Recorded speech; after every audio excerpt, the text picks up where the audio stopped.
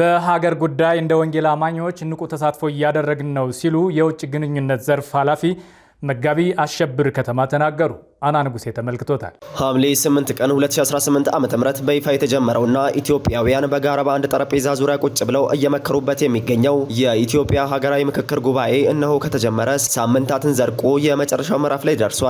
ለዚህም የምክክር ጉባኤ የወንጌል አማኙ ማህበረሰብ ለሀገር ሰላምና ደህንነት በአምላኩ በእግዚአብሔር ፊት ጾምና ጸሎት አውጆ ከመውደቁም በተጨማሪ ምትታረስ ግዑዟ ምድር ጭምር እረፍት ያሻታል ብሎ ሰንበትን የደነገገልን የኪዳኑ ጌታ ይታረቀን ዘንድ ምድርም ከምታሰማው ዋይታና ሮሮ እንድታርፍ ወንጌል አማኙ ማህበረሰብ የራሱን መንፈሳዊና ማህበራዊ ኃላፊነት እየተወጣ ይገኛል። በመመካከር የሀገራቸውን መጻኢ ተስፋ በጋራ ለመወሰን ሴቶች፣ አካል ጉዳተኞች፣ የሃይማኖት መሪዎች፣ የተገለሉ የማህበረሰብ ክፍሎችን ጨምሮ ኢትዮጵያውያን የሆኑ ሁሉ በምክክሩ ላይ እየተሳተፉ ይገኛሉ። በዚህም የምክክር ጉባኤ ላይ ሲሳተፉ ያገኘናቸው የኢትዮጵያ ወንጌል አማኞች አብያተ ክርስቲያናት ካውንስል የውጭ ግንኙነት ኃላፊ መጋቢ አሸብር ከተማ ስለ ሀገራዊ ምክክሩ ስናስብ የወንጌል አማኙ የሀገሪቱ አንዱ አካል ነው። እንደ አንድ አካል በሀገሪቱ ውስጥ ያለው ህመሙ፣ በሀገሪቱ ውስጥ ያለው ደስታው ነው። እኛም እንደ ወንጌል አማኞች የሀገሪቱ ዜጋ እንደመሆናችን በሀገር ጉዳይ ያገባናል፣ ይመለከተናል ብለን እየመከርን ነው ሲሉ ተናግረዋል።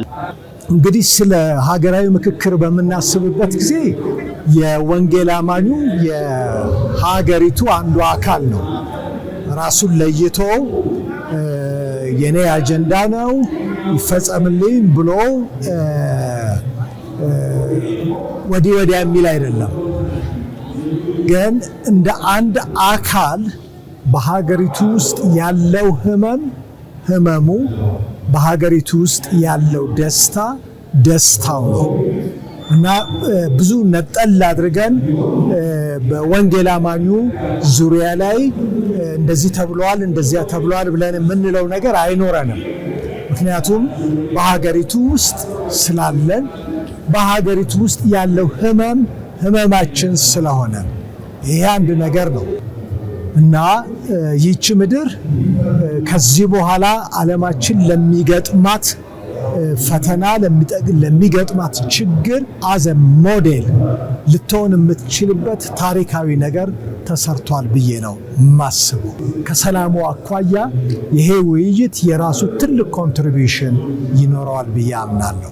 እሱ ብቻ አይደለም፣ በሀገሪቱ ኢኮኖሚካል እድገት ጉዳይም ማህበራዊ እድገት ጉዳይም በብዙ መልኩ የማደግ የመስፈንጠር ትልቅ እድል ይኖራል ብዬ በጣም ተስፋ አደርጋለሁ። እንደ ወንጌል አማንያን በዚህ ጉዳይ ላይ እንሰራለን፣ ደግሞም እንጸልያለን። እግዚአብሔርን መከናወንን ይሰጠናል።